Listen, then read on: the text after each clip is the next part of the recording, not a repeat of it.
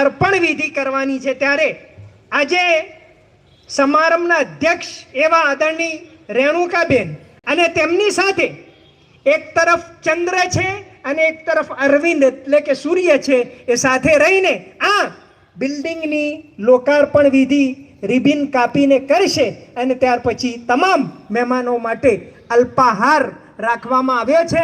આપણે શિસ્ત અને શાંતિ જાળવી રાખીશું. આદરણીય બધા અહીંયા જ બેસી રહેશે.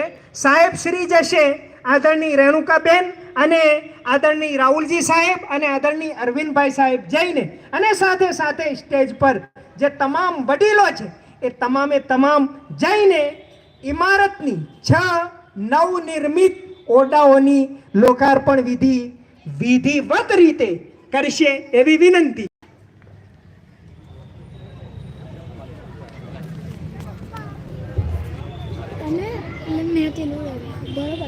તમામ મહેમાનોના આભાર પછી હવે આપણા ઉપસ્થિત મહાનુભાવો બિલ્ડિંગ લોકોને સોંપવા માટે જઈ રહ્યા છે, લોકાર્પણ વિધિ કરવા માટે જઈ રહ્યા છે. ત્યારે આપણે પોતાની જગ્યા ઉપર જ બેસી રહીને શાંતિથી નિહાળીશું અને શાંતિથી એમના આ કામને વધાવી લઈશું.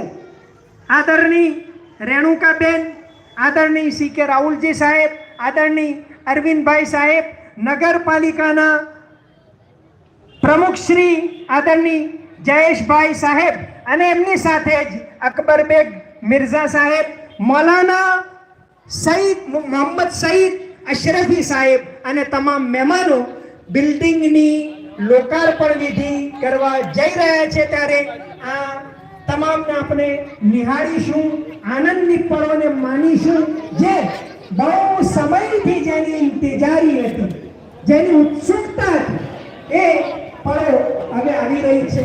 ખिले हैं फूल गया इंतजार का मौसम, खिले हैं फूल गया इंतजार का मौसम, वो साथ लाए हैं अपने बाहर का मौसम. शाळा રિબિન કાપીને સૌપ્રથમ ઇમારતની અને ત્યાર પછી તકતીની અનાવરણ વિધિ કરશે. જે તકતી લગાવેલી છે એનું અનાવરણ કરી આ કાર્યક્રમનું ઉદ્ઘાટન, શાળાનું ઉદ્ઘાટન કરવા આદરણીય મહેમાનો જઈ રહ્યા છે.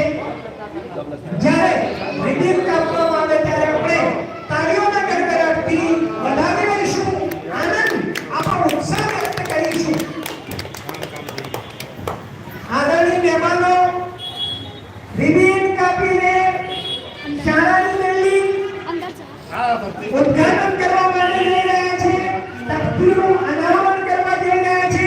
રેણુકાબેન, આદરણીય મૌલાના સાહેબ, સી કે રાહુલજી સાહેબ, અરવિંદભાઈ સાહેબ અને સાથે સાથે નગરપાલિકાના પ્રમુખ એવા જયેશભાઈ ચૌહાણ સાહેબ તકતીની અનાવરણ વિધિ કરી રહ્યા છે. ત્યારે આપણે એમને ઉત્સાહપૂર્વક વધાવી લઈશું. તમામ મહેમાનોનો ખૂબ ખૂબ આભાર. શાળાના આચાર્ય શ્રી શબ્બીરભાઈ કોકડા સાહેબ તરફથી જેમણે સતત મહેનત કરીને રહીને તોડાતોડ કરીને આ બિલ્ડિંગનું નિર્માણ થાય એના માટે મહેનત કરી.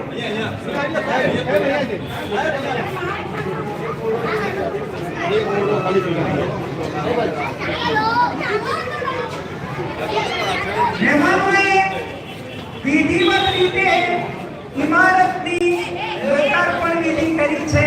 અમે અંતરના ઊંડાણથી, હૃદયના ઉમળકાથી અમે એમનો આભાર વ્યક્ત કરીએ છીએ.